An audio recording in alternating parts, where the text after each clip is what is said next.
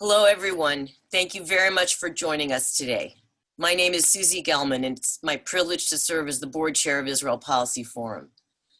Before we begin today's webinar, I want to ask all of us to take a moment of reflection to acknowledge the serious pain that we and so many others in our country are feeling at this moment as we continue to grapple with the racism, hatred, and violence that remain all too pervasive in the United States today.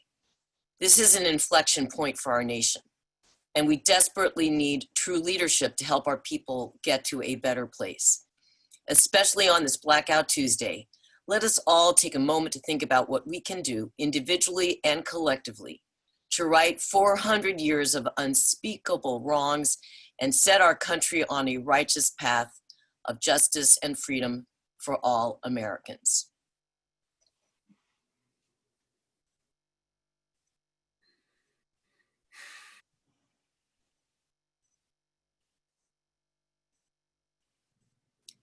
Thank you. As always, if you're new to Israel Policy Forum, I want to welcome you. Israel Policy Forum is committed to advancing a viable two-state solution to the Israeli-Palestinian conflict in order to ensure Israel's security and its Jewish and democratic future. In furtherance of our core mission, we have been raising the alarm about the threats posed by West Bank annexation for the past 3 years, educating American policymakers in Washington, American Jewish communal leaders, and emerging leaders of the next generation. Now annexation appears ever more imminent. Just yesterday, Israeli Defense Minister Benny Gantz called upon the IDF to begin preparations for annexation. Just last week, Israel's coordinator of government activities in the territories warned of the potential for a violent escalation should annexation take place. The Israeli security establishment has confirmed that most coordination has been suspended between Israel and the Palestinian Authority. While we cannot forecast the precise consequences of annexation, the seriousness with which active Israeli defense officials are treating it should be proof enough that there is a grave risk to the state of Israel's security, as well as its democratic and Jewish character. In the face of this most serious challenge to our mission, and despite the current global public health crisis, Israel Policy Forum has been ramping up our output. In March, we launched our Tuesday video briefing series. Our podcast, Israel Policy Pod, has doubled recordings and now publishes 2 episodes each week. Our growing Young Professionals Network, IPF at TEED, continues to convene regular virtual gatherings and is launching its own campaign against annexation, Our Future Israel. The Koplow column, published every Thursday by Policy Director Michael Koplow, remains a highly sought-after source of commentary and analysis on Israeli politics and the Jewish world. Through these initiatives over the past 2 months, we're reaching thousands of people every week, including hundreds who are being introduced to our work for the first time. Last week's webinar drew over 600 participants, and I know we have a robust turnout for today's presentation. But we depend on your generous support in order to keep going, and I want to encourage you, if you've not already done so, to please make a contribution, particularly at this moment when Israel is poised to annex West Bank territory with the backing of the Trump administration. Your support is more important than ever. To all of our supporters on this call, thank you. For those who have not done so already, I encourage you to make a contribution to Israel Policy Forum at www.israelpolicyforum.org/giving. While we confront the consequences of annexation on the ground, we've also seen issues related to the future of Israel's security, the U.S.-Israel relationship, and the two-state solution being raised in the halls of Congress. That makes today's program particularly timely and important. We're extremely fortunate to be joined today by Congressman Ted Deutch. Congressman Deutch represents Florida's 22nd District, home to communities in Broward and Palm Beach counties in South Florida.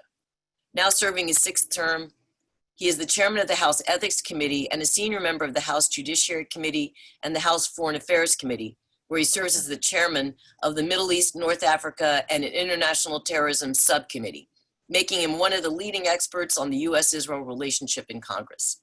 Ted has been described as a rising voice in the House Democratic Caucus by the Washington newspaper Roll Call, and was previously named one of the Forward's top Jewish politicians to watch.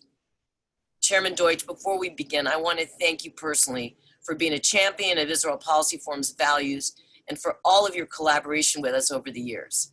We at Israel Policy Forum truly appreciate your commitment to Israel's security, to a robust U.S.-Israel relationship, and to the two-state solution, as well as the friendship and critical working relationship that we enjoy with you and your staff, including Casey Custon, Brian Doherty, Josh Rogan, and Alex Roja.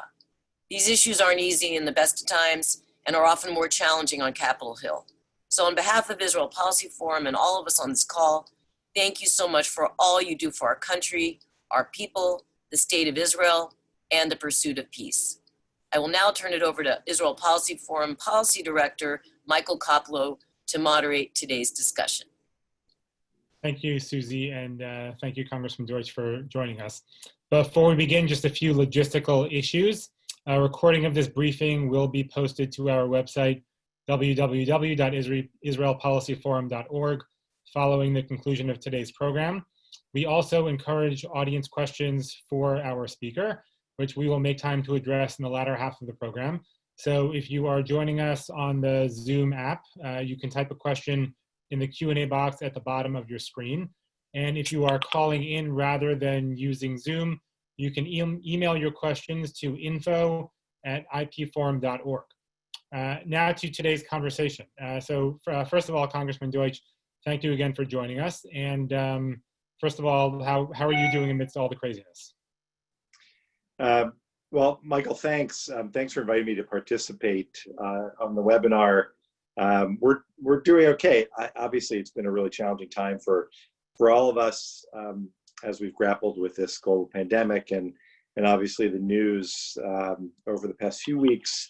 But I think certainly since the horrific tragedy and the killing of George Floyd in Minneapolis has made things all the more challenging.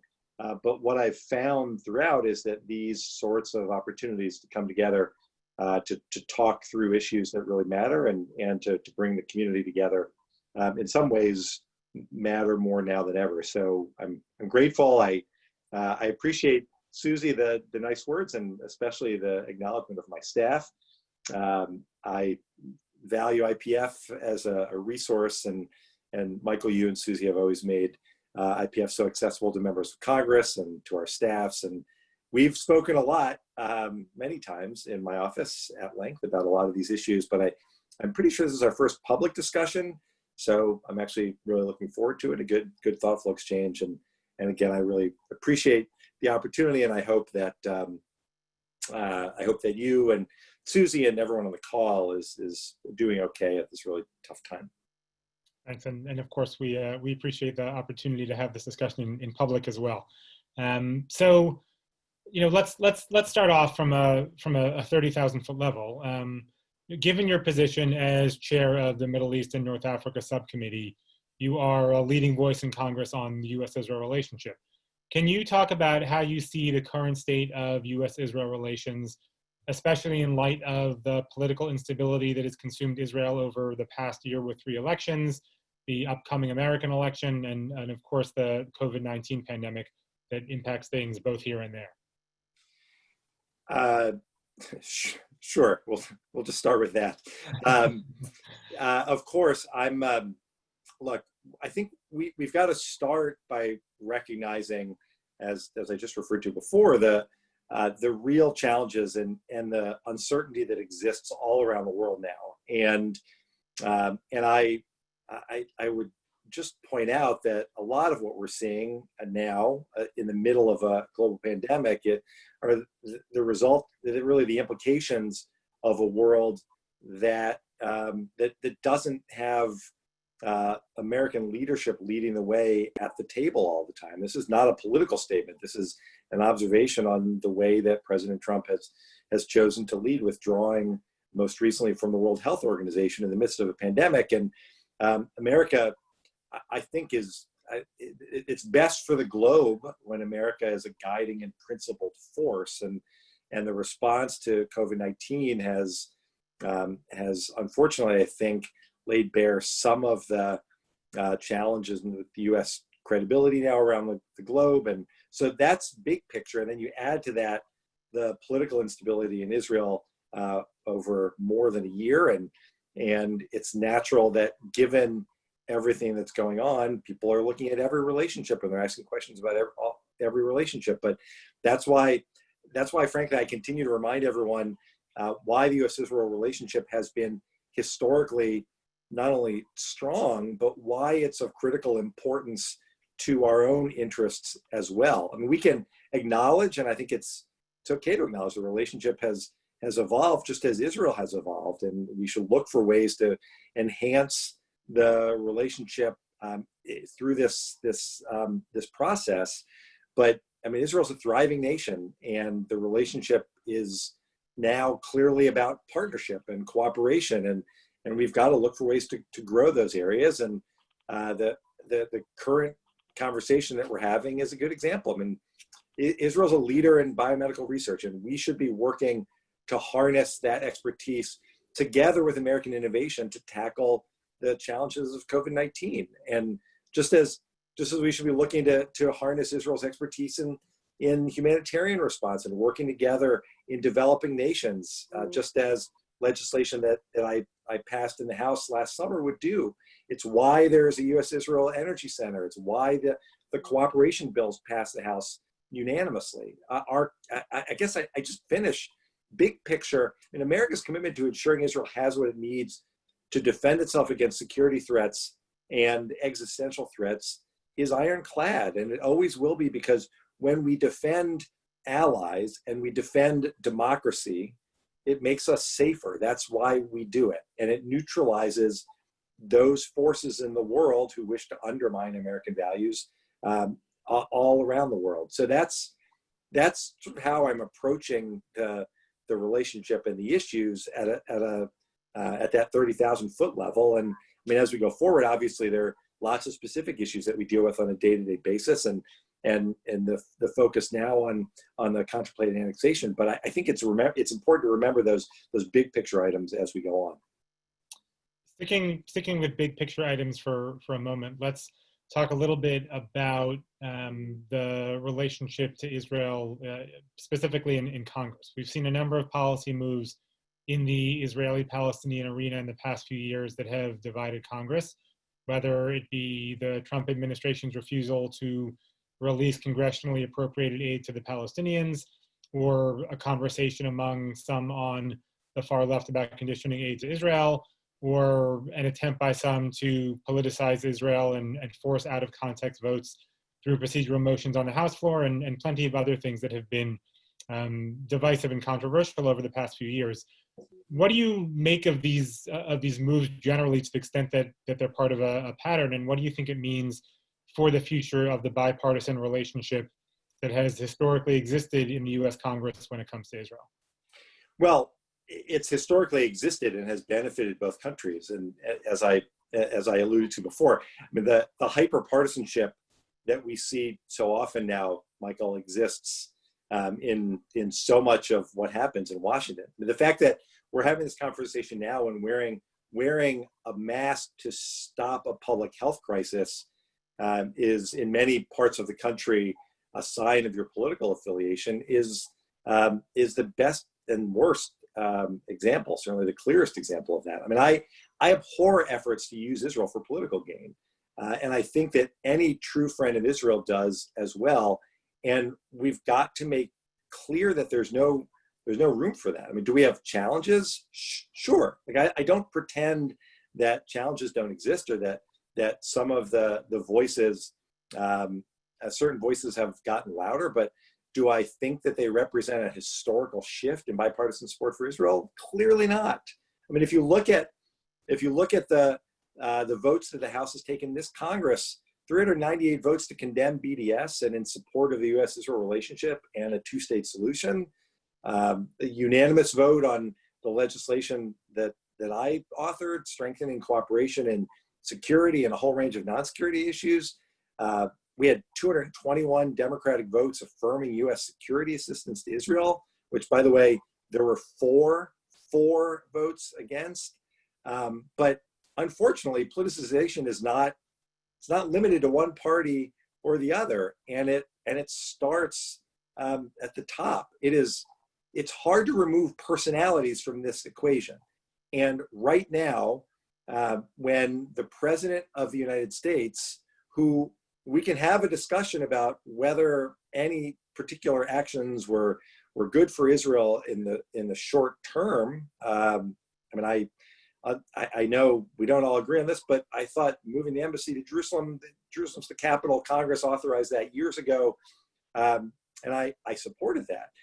But at the same time, retaining bipartisanship is the most important thing for Israel's future. And when the President of the United States says that some American Jews don't love Israel enough and tries to turn the U.S.-Israel relationship into some sort of political issue that he thinks will help him, and that ultimately seeks to divide the community, that doesn't preserve bipartisanship, and so that's a challenge, and it's hard to remove personalities from the last administration. And look, despite the historic levels of cooperation and the largest ever security assistance MOU, I mean, how many stories were there about whether Bibi and President Obama liked each other? Those are some of the challenges that we've got in continuing to focus on bipartisanship. The last thing I'll say on that, though, is again just a reminder that the U.S.-Israel relationship and the bipartisan nature of that relationship is what makes Israel strong. And those who have worked to try to weaken that bipartisanship do so in a way that not only hurts Israel and ultimately I think Israel's security, but it hurts the United States. It's damaging the U.S. security interests as well. And I know we'll have more time to talk about that. So let's talk a little bit about some policy specifics, and particularly the issue that's been on the table since January, which is President Trump's peace plan. When it was released, it elicited strong reactions across the spectrum, from some who panned it as completely unworkable to some who praised it as the most realistic way forward. I know that you have a more nuanced view of the subject. And so, talk a little bit about how you view the plan in total, how you see it as falling short to the extent that you do, and how you view it as an opportunity moving forward to the extent that you do. Sure. Well, Michael, you were one of the first people that I sat down with after the plan was released. And so, as you point out, you may call it nuance, whatever it is, I didn't reject the plan out of hand. But I'll back up a bit. I mean, I tried, as chairman of the Middle East Subcommittee, I've tried to engage the administration as it began its efforts. I met with Jason Greenblatt on a number of occasions. I appreciated that he made the time to meet with me. And from those conversations, I frankly was often left hopeful for what might come. We know that the president was clear at the beginning of this that he saw this as some sort of real estate deal. And others thought that maybe that kind of approach might work. And I think like everyone on this call, I was really surprised that for 2 years, no details of the plan seemed to leak. And then it looked for a long while like we might never see a plan at all, given the political uncertainty in Israel. So I was surprised when I got invited. I candidly was surprised when I got invited to the White House to preview the plan the morning of its release. But I went, I listened to Jared with an open mind. And so here's where the nuance comes in. I thought, and we've talked about this before, I thought that the president, the fact that it talked about 2 states was not something that we necessarily expected. Then the president stood next to Prime Minister Netanyahu at the press conference.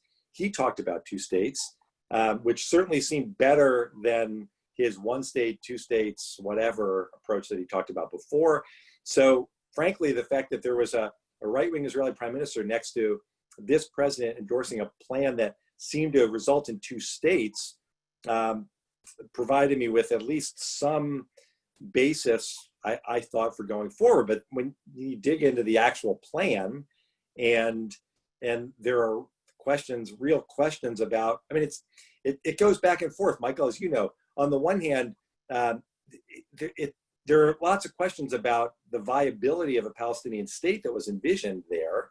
And it could lead, there was a realization that it could lead more to unilateral annexation. And then we started seeing the response from the outside world. And despite all of the talk about this outside-in approach that this might yield better relations with between Israel and its neighbors, we've actually seen exactly the opposite. I know we'll get more into that, but ultimately the plan, what's confusing is the plan envisioned negotiations between Israel and the Palestinians, and it's been everyone's position that that's how you get to two states. But then we sort of fast forward to where we are at this moment, and it doesn't look like that commitment exists.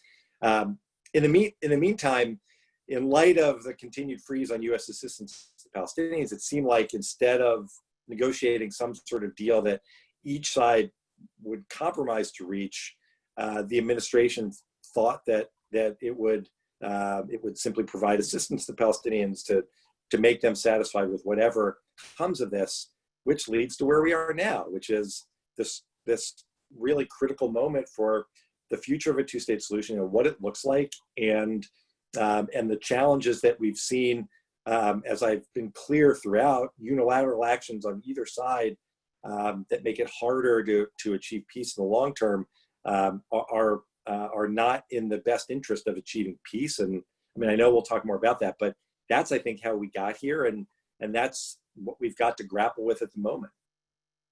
And I'll note, by the way, that your focus on the two states in the Trump plan immediately after it was released. This week there has been a lot of pressure inside of Israel from folks on the far right against the Trump plan, precisely because of this two-state agenda. So, of course, any discussion of the Trump plan is also a discussion about annexation, given the way that that is part of the plan. And over a month ago, Prime Minister Netanyahu and Benny Gantz signed their coalition agreement, paving the way for the formation of the current government. And the agreement specifically states that the Prime Minister can bring forward the agreement that will be reached with the US on annexation beginning July 1st. And given that this is in the coalition agreement, this puts the US front and center in the annexation debate inside of Israel, as according to the agreement, and certainly based on what the Prime Minister has said, annexation can only move forward with US approval. And on top of that, less than 2 weeks ago, Vice President Biden, whom you have endorsed, spoke during a virtual fundraiser with the American Jewish community about unilateral action by Israelis and Palestinians, and warned about the dangers of annexation of West Bank territory, saying that if Israel goes ahead with annexation, it will choke off any hope of peace. So when it comes to annexation, given the fact that the US is now, whether we want to be, front and center in this debate, what do you believe the US position and the US role should be on this annexation question? It's a really important question, and last year, during last year's election in Israel, when the campaign promises of annexation were being made, I joined with some longtime pro-Israel members of Congress in speaking out against unilateral annexation, unilateral action taken by Israel or the Palestinians, and my position hasn't changed.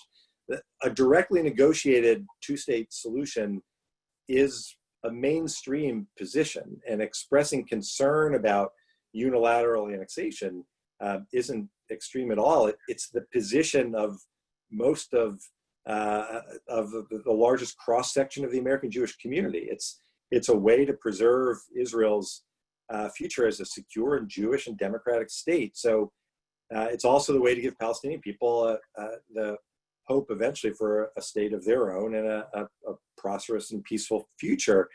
And saying that doesn't make one any less of a friend of Israel. In fact, I say that as I've said before, and I think as you've alluded to in my introduction, a great supporter of Israel and the U.S.-Israel relationship. And it's because of that, and because I care so deeply about Israel's lasting safety and security that I wanted to have this conversation. That's why Vice President Biden said what he said. It's because of his deep affection and commitment to Israel that he wants to see Israel prosper as a secure Jewish democracy. For those of us who have been around Vice President Biden for a while, you know that you don't have to guess what his record on Israel will look like, because there are decades of consistent and strong support to back it up. But we also know that he's not against expressing disagreement among friends. It's important to note, though, that the vice president has been clear that he'll handle these disagreements appropriately, and that they shouldn't undermine, as I alluded to earlier, they can't undermine the greater U.S.-Israel relationship, especially on security. We shouldn't let the U.S.-Israel relationship be determined solely on this issue. It's about so much more than that, but we can't ignore this. And if as Israel decides, as they're thinking about moving ahead here, it's important, I think, for us as supporters of Israel to raise some of these issues. It's not going to be easy for all of us who love Israel and care deeply about this relationship, but the questions that we're rightly raising, that this whole premise, Michael, I'll just back up for a second. The whole idea of annexation that the Prime Minister says is set forth in the plan. Well, the plan, I know there are enormous challenges with the plan, but the plan is very clear that specific details of the Israeli-Palestinian peace agreement have to be worked out directly between the parties. Whether that's in the plan or not, that has long been the view of all of us. It's long been the view of consecutive administrations, that only through a negotiated two-state solution are you able to ensure the long-term Jewish democratic nature of a strong and secure state of Israel. And so we should point out that there are a whole series of assumptions that Israel is making going as this annexation discussion goes forward, that we I think are right to raise. There is an assumption that, particularly those of us who worry so much about Israel's security, there's an assumption that as we're talking about the need for security in the Jordan Valley, that a decision to go forward is not going to imperil the peace agreement with Jordan. For if it did, that would actually be a huge step back, obviously, in terms of security. There's an assumption that's being made that going forward won't have an impact on the growing relationship between Israel and the Sunni Arab states who stand together confronting Iran, but also recognize all of the reasons to foster greater ties with Israel. There's an assumption that the Europeans and the UN, which doesn't have a good record of, to put it mildly, in support of Israel, that in both of those cases, there's an assumption that there won't really be serious action taken, that they won't rush to recognize a Palestinian state on property, on land that is currently now being discussed. There are just all these assumptions, and I think the most significant, the last two I'll mention, Michael, and one, there's this assumption that going forward with annexation isn't going to create more security problems for Israel.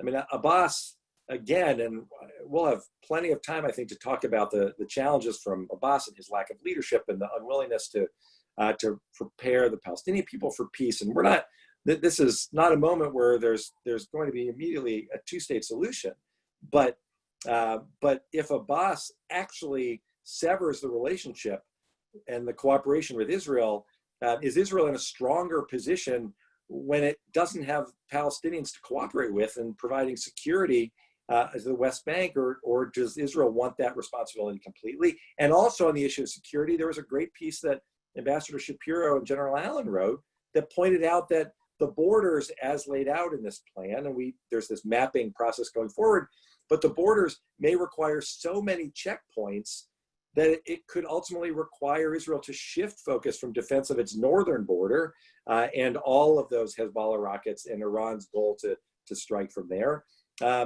and so what does that do? And the last thing, Michael, that I'll just say on this is there's also this, getting back to where we started, there's the very real issue of the possibility of an action like this taking place as we head into a presidential election. And I saw, we've seen some of the quotes about the need, the seeming urgency of moving forward because President Trump might not get reelected. That's not how to make decisions that impact both the long-term security needs of Israel and the long-term bipartisan support for the U.S.-Israel relationship. So all of these issues that I raise, all of these concerns that I think need to be clearly on the table for discussion don't suggest any antipathy or any outright attack against any policy of Israel.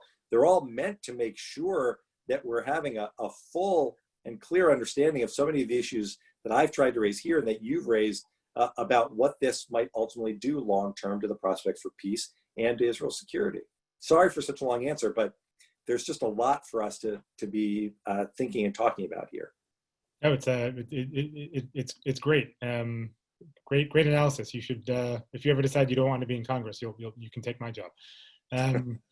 So, you raised the issue of the Palestinians, and obviously we've been talking a lot about the U.S.-Israel relationship, but of course, there's also a U.S. relationship with the Palestinians, and it's been one of the obvious casualties of the past few years between the cutoff of all aid to the West Bank and Gaza and the closing of the PLO mission in D.C., and general hostility that I think seems to certainly go both ways between President Trump and President Abbas and other PA officials. So in the current world in which we live, where we have very little formal relationship with the Palestinians remaining, and I think as a result, I would certainly argue few ways of influencing their behavior, how should the U.S. be approaching the Palestinians and attempting to either reset or reformulate the relationship?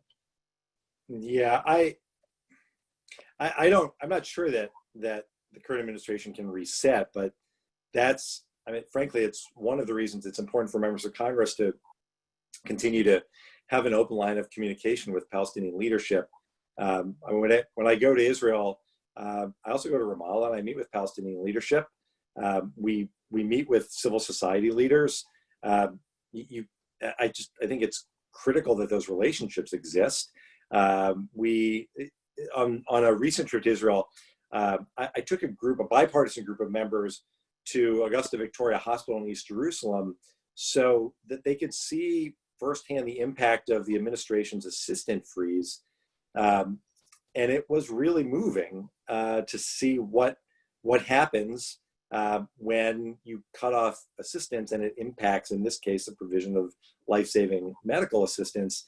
And notwithstanding the issue that arose with assistance from ATCA, from the Anti-Terrorism Clarification Act, which Congress fixed, the administration's decision to freeze all West Bank Gaza assistance, even the funds that went to NGOs, even those funds that were specifically exempted under the Taylor Force Act with bipartisan support, still faced a lot of bipartisan resistance. That's why you saw funding restored in congressional appropriations bills with the support, frankly, of leadership from people like Senator Graham. No one wants to marginalize the Palestinians from the process. You can't facilitate peace if you're not talking to the side you're trying to make peace with. And when you propose a plan and coordinate only one side, even if that's our longstanding ally, I understand how that's going to be interpreted. That said, as I said before, the plan still contemplates a negotiated peace agreement, which seems even to be missing from the discussions coming out of the Israeli government. We've got to look for ways to encourage the Palestinians to come to the table, not throwing up our hands, not disincentivizing negotiations. That said, as I alluded to before, there's no shortage of blame and criticism to be cast on Palestinian leadership over the years. I passed a resolution condemning incitement. Abbas, as I said before, I think President Abbas is ineffectual. He's not taken bold steps to prepare the Palestinian people for real peace. The martyr payments we've been talking about, I've brought up repeatedly with the Palestinians directly.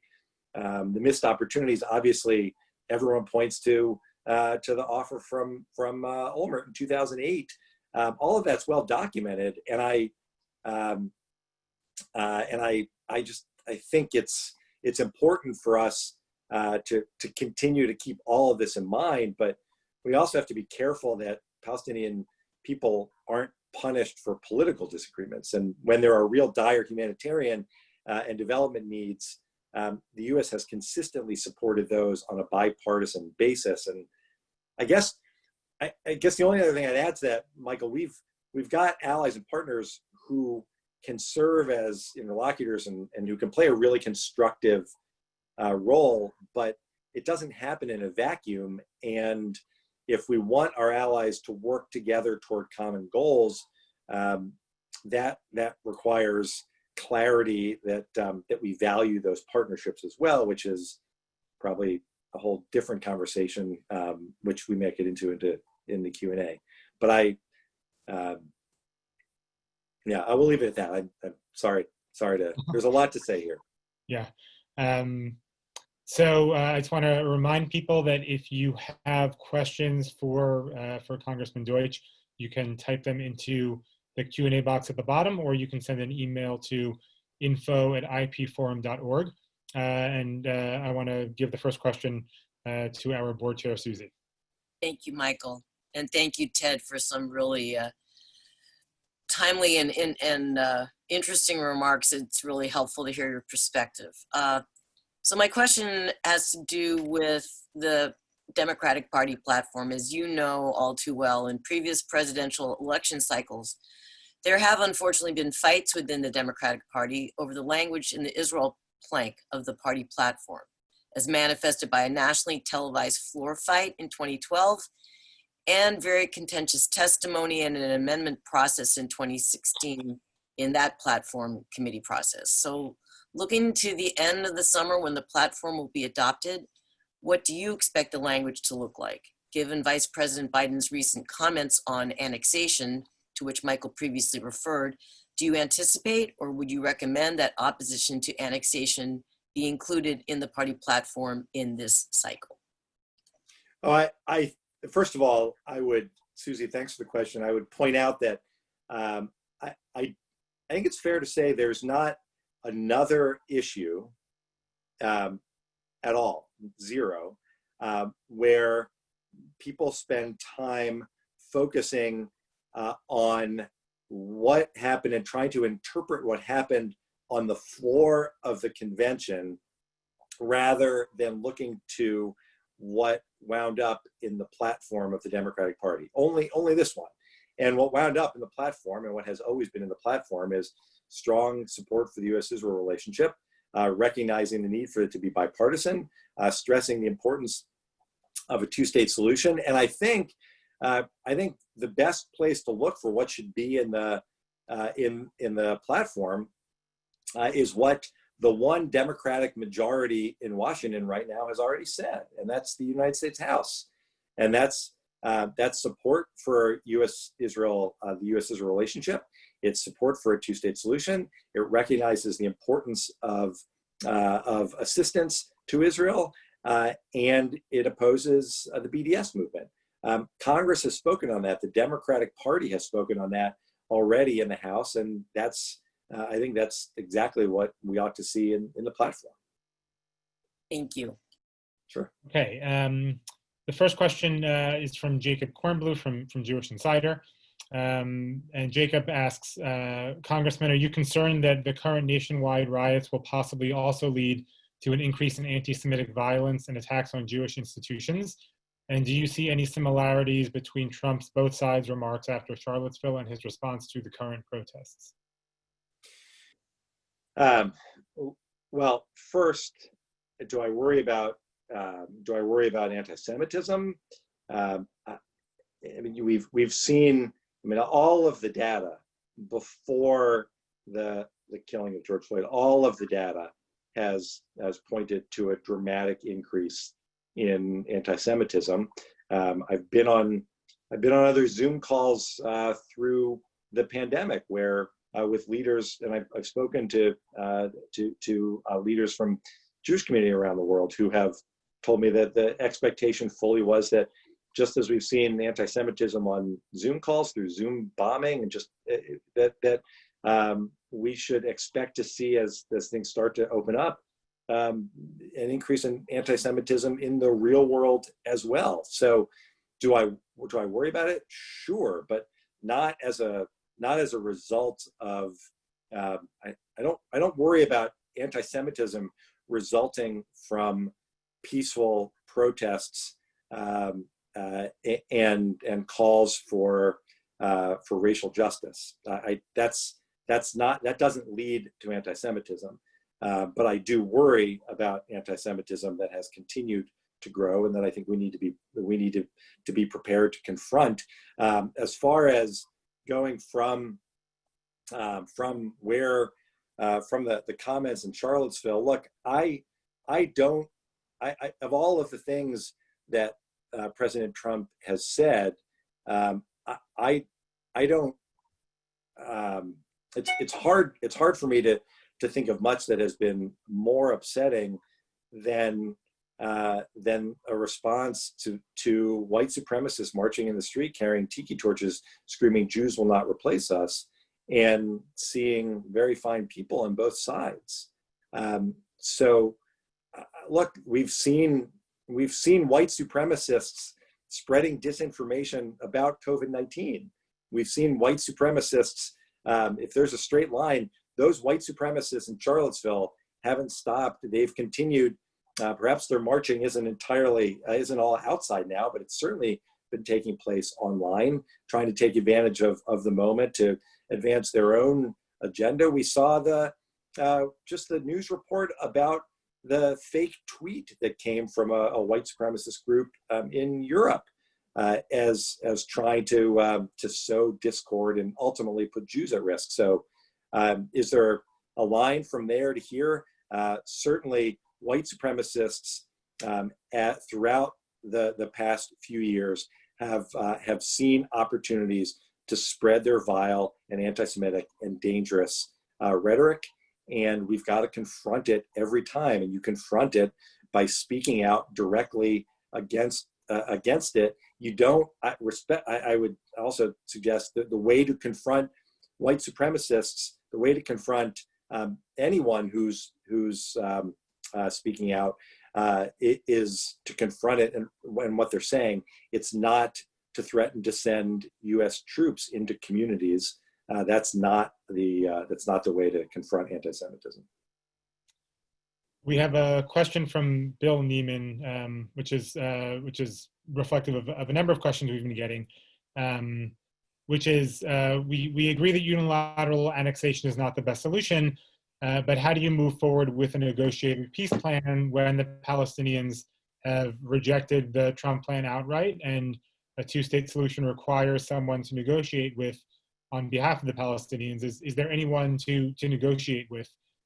What will be different 25 years after Oslo, when over the last quarter century there has not been success? First, as we continue to the great thing about Zoom calls with the chat function working is that there's the steady stream. So let me just go back for a second, because I don't want to leave. I want to make sure that the people on this call understand that there is no one who has been, I don't think there's anyone who's been as clear about the need to confront anti-Semitism as the founding co-chair of the bipartisan task force to combat anti-Semitism. There's no one who recognizes the need to confront it wherever it comes from, whether in your own party or in the other party, whether on the far left or on the far right.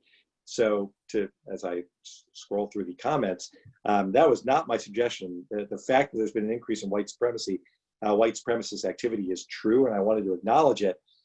When there are those who invoke anti-Semitic lies, they need to be confronted again wherever it comes from. And I've done that, and people on this call know that I've done that, and I've been critical of people on the left when they've used anti-Semitic statements, and I've certainly done the same thing for people on the right. It's concerning when there is an unwillingness to tackle it on both extremes and to tolerate it on one extreme or the other, because it can't. There's no place for it. In terms of how to go forward, look, it should be pretty clear that that President Abbas is not someone who is one that's known to take risks. I mean, we've already talked about the 2008 Olmert offer. We can go back to 2000, but I mean, look, Michael, you wrote a really good piece about something that you and I discussed that day after the plan came out, which is if you don't like what's in this plan, then put out your own plan. The response from the Palestinians can't simply be to say, well, we weren't included, and we have some friends around the world who don't like it, and then today's story that we're going to reach out to the Chinese and see if they can maybe come in and help us out here. That's not the way to respond. Certainly not a way that gets toward the ultimate goal of meeting, in this case, the aspirations of the Palestinian people, which is what President Abbas, I think, would be most focused on. If there are challenges with this plan, and there are many, and you don't like the borders, and which is understandable, and you have concerns about sovereignty, and as the Prime Minister pointed out the other day, places. I mean, it's now clear there will be some places under this plan where Palestinians live on sovereign Israeli territory who don't have rights, and Israelis who live in Palestinian territory who will be subject to Israeli law. It's confusing. The President Abbas has a responsibility to do more than simply complain, but to come and put out your own plan. Tell us what you need. That's a point I've made with him directly in Ramallah with members of Congress at my side. And just to follow up on that one quickly, do you detect any indication or reason to hope that perhaps President Abbas is going to change his position and agree to engage with the plan or negotiate? I have no indication that that's happening.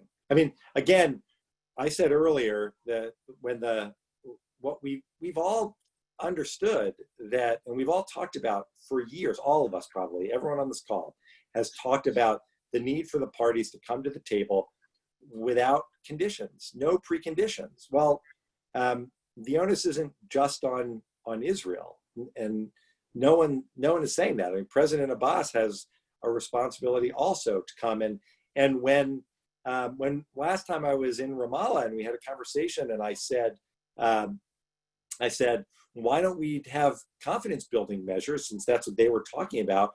What should those confidence building measures be? And the response that I got in return was, the confidence building measures should be Jerusalem as the capital of Palestine, and a right of return for all refugees, and borders on the 67 lines. That's also that's not those aren't confidence building measures. That's not serious. That's a whole series of conditions which make it impossible to ultimately get to peace. If there's going to ultimately be a two-state solution, it's going to require good faith on both sides. It's going to require that President Abbas recognizes that Israel is a Jewish state. That's, again, the kind of thing that doesn't seem to be shouldn't be too heavy of a lift. But the frustration, if I seem frustrated, frustration is that there's been this understanding that there have to be negotiations. There was a plan put forward by the Trump administration, which, while lots of details are problematic, acknowledge that, and now it looks like we may be getting to the point where there will be unilateral actions taken by both sides that I worry will make peace less likely, two-state solution less likely. But as we talked about before, that may also ultimately do damage to Israel's security interests. Certainly, that's what some of the experts, the former security experts, Michael, that I know you interact with, have said, and that's what some American security experts have said. So those are the challenges that we face now. We have a question from Israel Policy Forum board member Tom Kahn. The Trump administration put a hold on all but $5 million of the $75 million that Congress designated for Palestinian humanitarian assistance, I think just last year. Given the desperate need for relief among the Palestinians, especially in the face of COVID-19, do you believe that the rest of this aid should be released, and is it enough? Again, this is another good example where, on the one hand, that $5 million was only released for COVID, and it was released only for the West Bank. And do I think that the United States has a role to play in meeting humanitarian needs? As I said before, absolutely. At the same time, is it utterly inexplicable that President Abbas would take the position that a plane full of supplies that are sent from the UAE to provide help to the Palestinians at this really challenging time, that he would refuse them because the plane flew into Israel and he can't do anything that might further normalize relations between Israel and the Gulf states? It's inexplicable. So should we be doing more? Yes. Should President Abbas not make a political statement that ultimately means important vital resources won't make it to the Palestinian people? He shouldn't do that. A question from Alexander Leopold.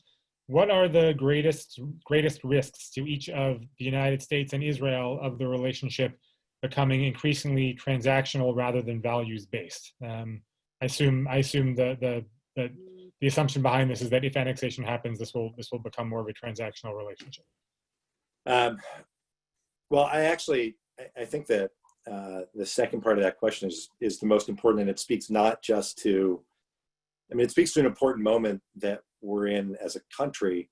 A foreign policy generally that is transactional is not one that enhances America's role in the world, and as in the role that we should play as the leader of the liberal democratic order in the world.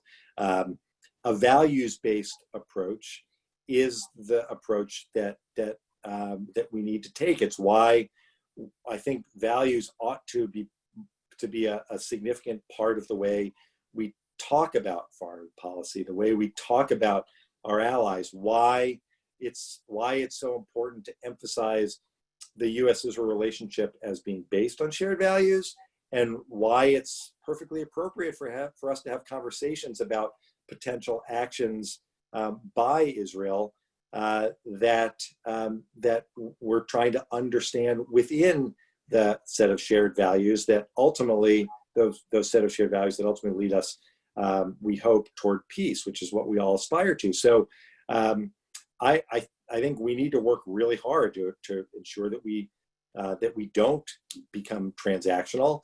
It's happening in our relationships with some other countries. We can, I think that's fairly obvious. And when you have a country that is a good friend and close ally with whom there are shared values, that has to be center stage. I'll say, Michael, one last point about this. People, and I tell this to people who, some of my colleagues who hear us talk about shared values in Israel with Israel and the shared commitment to democratic values, and you need to see it up close. I mean, the range of issues, you know this, and Susie, you know this, and probably most people on the call know this, but the range of views within the Knesset, from, frankly, the far left to the far right, is in some respects a much broader range even than the bulk of the United States House. And the debates are sometimes a little unruly, and it gets really challenging. And that's not something for us to dismiss. I think it's something for us to embrace.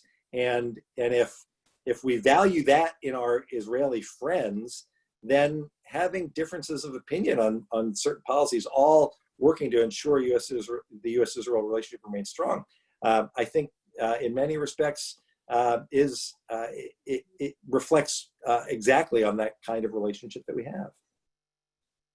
I think we have time for one more quick question from Andrew Moore. Should Joe Biden win the presidency, what do you think the prospects are? Sorry. Go ahead. Should Joe Biden win the presidency, what do you think the prospects are for reopening the U.S. consulate in Jerusalem or another diplomatic mission to the Palestinian people? Well, I will leave it to Vice President Biden to obviously to talk about exactly what he intends to do. But I mean, clearly there is, as we've talked about throughout, there are steps that the Vice President can take based on his long-standing and deep relationship with, as he'll tell you, every Israeli prime minister in about to go over my ear, even when he doesn't agree. It's that long-standing relationship and the friendship that he has with the Israeli people that I think make him uniquely well situated to address these kinds of questions, understanding that he and Prime Minister Netanyahu aren't necessarily going to agree all the time, but that the disagreements come as friends, and that there will be honesty and candor in the discussions, which is exactly what you expect in any friendship, in any discussion that you have with your friends. So I am, of all of the issues that I've gotten to know Joe Biden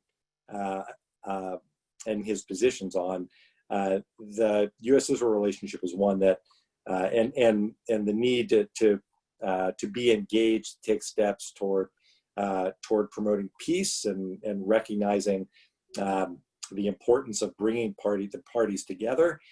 That's something that I've heard him talk about, and I've had conversations with him about literally for decades, and will be most confident in his ability to succeed and strengthen the relationship, to do it in a way that ensures bipartisan support, that respects differences, but that also looks for ways to come together and work together as the U.S. and Israel have, and frankly, as Democrats and Republicans have historically on this issue, until recent efforts to try to politicize it. All right, so I wish we could do this for another hour, but unfortunately, that's all the time we have for questions today. So thank you again so much, Congressman Deutch, for taking the time during this difficult, busy moment to speak with us. And I'm going to hand things back over to our board chair, Susie Gelman. Thank you, Michael, and thank you, Chairman Deutch, very much for sharing your insights with us today and for your leadership in pursuit of a Jewish, democratic, and secure Israel and a continued strong U.S.-Israel relationship. Once again, I want to thank our supporters who are with us on today's call. Your generosity makes programs like this one possible. And again, if you've not already done so, please consider making a contribution at www.israelpolicyforum.org/giving. Ted, you noted there was a very robust chat going on during this call, a lot of back and forth, which frankly I find encouraging because I know people are passionate about these issues. And as Michael noted, we had so many questions we didn't have time to get to, but we want to respect your time. Thank you all once again for joining us today. Our next Annexation Watch briefing will take place at 2 p.m. Eastern, 11 a.m. Pacific, next Tuesday, June 9th. We'll be hosting Alex Fishman, security commentator for Israel's Yediot Ahronot newspaper. Registration information will be made available on our Israel Policy Hub website at www.israelpolicyforum.org/hub. Remember, if it's Tuesday, it's an IPF webinar. Until then, be safe, be well, and once again, Congressman Deutch, thank you very much for your time today. We really appreciate it. Thanks, Susie. My pleasure. Thanks, Michael. Thank you.